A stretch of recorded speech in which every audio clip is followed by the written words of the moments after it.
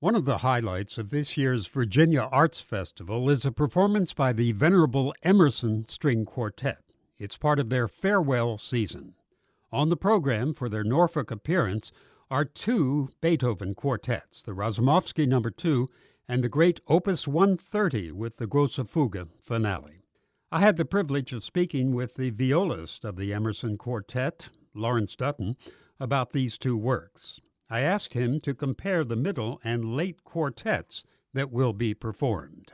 I would say what you get from Beethoven is that when he got to the Razumovskys, to the Opus 59, he changed the whole soundscape with 59-1 and became symphonic in a way that nobody else had ever done prior. And they're massive, massive works, and they really take us to a different place. By the time he got to the late quartets, he could do anything. And in many ways, he was even freer with his forms and everything and he went to extremes, obviously, with the Grosse Fuge, writing, this incredible double fugue that's crazy. It's still hard to hear. I mean, I think there's a famous quote from Arnold Schoenberg saying, well, if you think my music is contemporary, you should put the Grosse Fuge on the same program as my first string quartet. Yeah, exactly. And you'll hear what a contemporary music piece is. He pushed it so far, Beethoven, and he took it really to the 20th century. And it took another genius to come along and develop new sounds for the quartet, and that would be Bartók. Everybody struggled after Beethoven, all the great romantic composers like Brahms and Schumann and Mendelssohn and Schubert was very influenced by Beethoven. 59 sort of changed the game, changed the whole soundscape of string quartets, and then the late quartets just take it to a place. About the fugue, does that make logical sense to you, the musician, when you play the Opus 130, or does the alternate work better? Well, that's interesting. It's funny when it was first played, Beethoven wasn't even in the room, wasn't even in the hall. Apparently, he was over at a tavern across the street or something.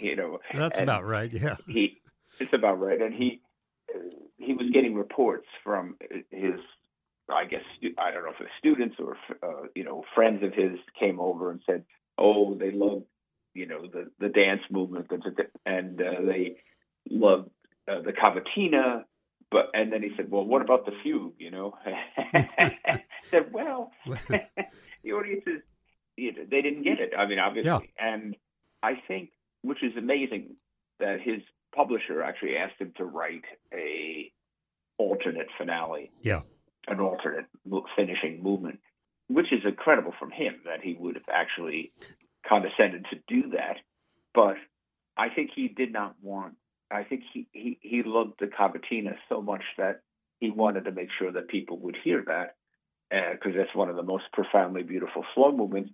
And so he did that, and then I can tell you honestly, for a long time, traditionally, and this is going back not that long ago, the first quartet that really started to play the Grosse Fuge with the 130 was the old Juilliard quartet. Juilliard quartet doing this back in the 50s, and I think it flipped people out because most quartets always played it as a separate entity. But to me, having done it many, many times both ways, I have to say, to play a Grosse Fuge after the cavatinas is an amazing experience, because it's just, it's just totally different world. But the alternate finale is very lovely. I mean, it really is quite strong, and it does work as a finishing. It just creates a whole different feeling about that, the whole Opus 130, when you play the alternate finale, because it actually sounds much more like a classical piece in a way. Yes, but much easier, much more lighter in a way. The whole 130 becomes more, I don't know what the right word is, but it does seem like it harkens back to a different time. Sort of a philosophical question. After years and years and years of playing these Beethoven late quartets. Have you gotten to the bottom of them yet? Never.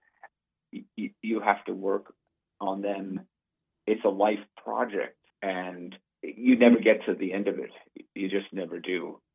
His writing challenged the players of his time, and it continues to challenge the players of this time. Violist of the Emerson String Quartet, Larry Dutton, talking about the Beethoven quartets that will be performed at the Virginia Arts Festival concert by the Emersons as part of their farewell tour after more than 40 years of public performance.